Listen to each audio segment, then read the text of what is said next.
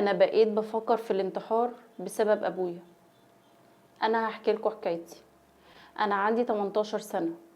ابويا طلق امي وانا عندي 10 سنين. طول ال8 سنين دول وانا بحاول انا واخواتي ان احنا نروح لابويا واسلم عليه واتودد ليه واقول له يا بابا وحشتني، ما انا ماليش غيرك يا بابا، انا نفسي تبقى معانا. ولكن هو كارهنا تماما ومش عايز يستقبل اي حد فينا عنده، واي حد يروح له ويتكلم معاه يقفل الباب في وشه ويقول له انا ماليش ولاد. ابويا متجوز واحدة تانية وعنده ولاد منها وبيحبهم جدا وبيفضلهم علينا في كل حاجة. ابويا تعب في مرة وحاولت ان انا اتواصل معاه ورحت له علشان خاطر اطمن عليه واعرف اخباره. اختي اللي هي من ابويا دي طردتني وقالت لي مش عايزه اشوف وشك هنا تاني، هو اساسا ما بيحبكوش، محدش يسال عليه. انا مش عايزه اي حد يجي يقول لي فين ابويا، انتوا مالكوش اب اصلا، اعتبر ان ابوكي مات. طب انا ازاي يا جماعه هعتبر ان ابويا مات وابويا عايش في الدنيا؟ ابويا اللي المفروض يبقى سندي وداعمي في الدنيا بيتخلى عني بسهوله انا واخواتي، مش عايز يشوفنا تاني، مش عايز يسمع عننا اي حاجه. لو اي حد فينا جراله اي حاجه عمره ما بيسأل علينا وعمره ما بيجيلنا وعمره ما بيقول فين ولادي. هو اساسا كل ما بيشوفني في الشارع واحاول ان انا اسلم عليه بيقوم بعدني عنه ويقول لي وسعي، انا ماليش ولاد من الست دي. ودايما واخدنا بذنب امي اللي هي اصلا ملهاش ذنب في اي حاجه. انا امي اتطلقت منه وهي ملهاش ذنب في اي حاجه. انا تعبت من حياتي، انا نفسي اموت، انا نفسي انتحر، انا بفكر في الانتحار مليون الف مره في اليوم. بس برجع تاني واقول لا بلاش علشان خاطر ربنا، انا خايفه من ربنا ومن عقاب ربنا. بس في نفس الوقت حطوا نفسكم مكاني. ازاي ابوك يبقى عايش في الدنيا وانتي مش عارفه تجري عليه ولا عارفه تحضنيه ولا عارفه تسلمي عليه ولا عارفه تعملي اي حاجه معاه لمجرد ان هو مش عايز يعترف بيكي كبنت؟ انا بس اسمي مكتوب في شهاده الميلاد ان انا فلانه الفلانيه بس، انما كأب في حياتي مش شايفاه، مش عارفه اصلا ابويا فين. قولولي اعمل ايه؟ انا حاولت ان انا اتواصل معاه مليون مره وهو رافض برضو، وكل ما احاول ان انا اتكلم معاه يبعدني عنه ويشتمني ويقول لي ابعدي عني، انا ماليش ولاد، انا مش عايزكوا، اعتبروا ان ابوكوا مات خلاص. طب ازاي يا بابا هعتبرك ان انت مت وانت لسه عايش؟ ده اي واحده من صحابي اللي ابوهم متوفي بيتمنوا ان ابوهم يرجع لهم لحظه واحده علشان ياخدوه في حضنهم. ازاي ابويا يبقى عايش واعتبره ميت؟ قولوا لي اعمل ايه؟ وجهوا رساله لابويا وقولوا له يتقي ربنا فينا، انا ماليش غيره في الدنيا، انا المفروض ان الدنيا لما تيجي عليا اتحامى فيه. انا مش عارفه اعمل اي حاجه من غيرك يا بابا، انا حياتي كل يوم واقفه بسببك. اي واحد بيجي يتقدم لي برفضه علشان خايفه ان انا اعيد نفس التجربه بتاعت امي تاني. وجهوا رساله لابويا وقولوا لي اعمل ايه معاه علشان احنن قلبه علينا. دي الرسالة اللي جات لي من بنت جميلة جدا عندها 18 سنة بتعاني مع أبوها بسبب إن هو سايبهم ومطلق مامتها ومش معترف بيهم ومش عايز يعترف بيهم.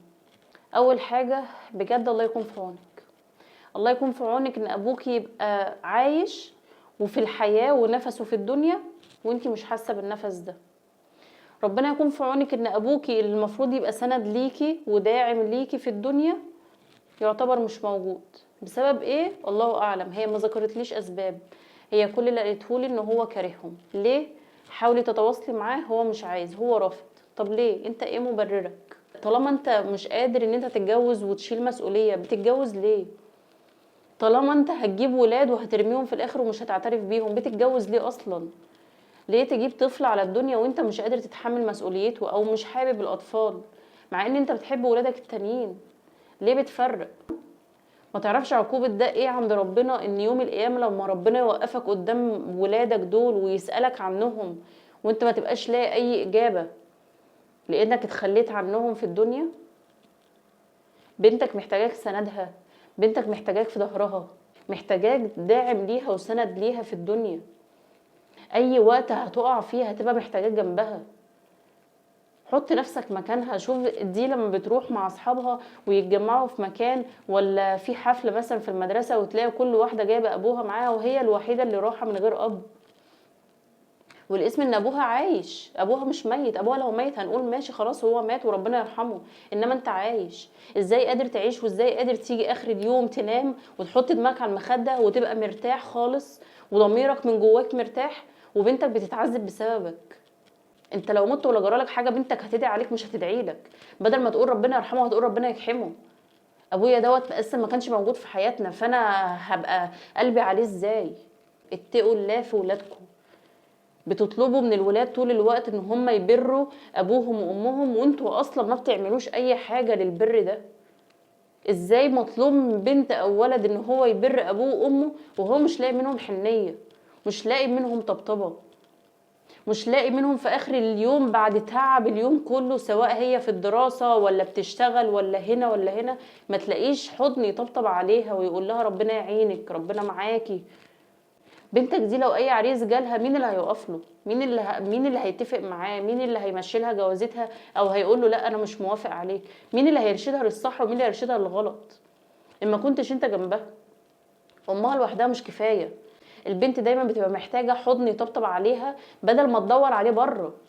بنتك لو غلطت مع اي حد هتيجي تقول لها انت ركبت لنا العار وهتقتلها. اتقوا الله في ولادكم.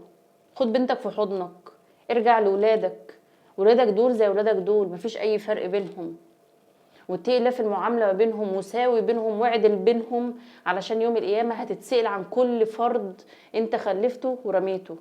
احب اشوف رايكم في الكومنتات، واعذروني على انفعالي لان بجد القصه اثرت فيا جدا وانا ما بقتش عارفه اصلا اقول لها ايه. يعني الله يكون في عونها بجد. بس انا يعني حاولت اقنعها ان الانتحار طبعا حرام وكفر بالله وما ينفعش انك تعملي كده وما ينفعش انك تخسري اخرتك علشان خاطر ربنا. ان شاء الله باذن الله هيعوضك في الدنيا قبل الاخره، وباذن الله ربنا يرزقك بالزوج الصالح ويعوضك خير.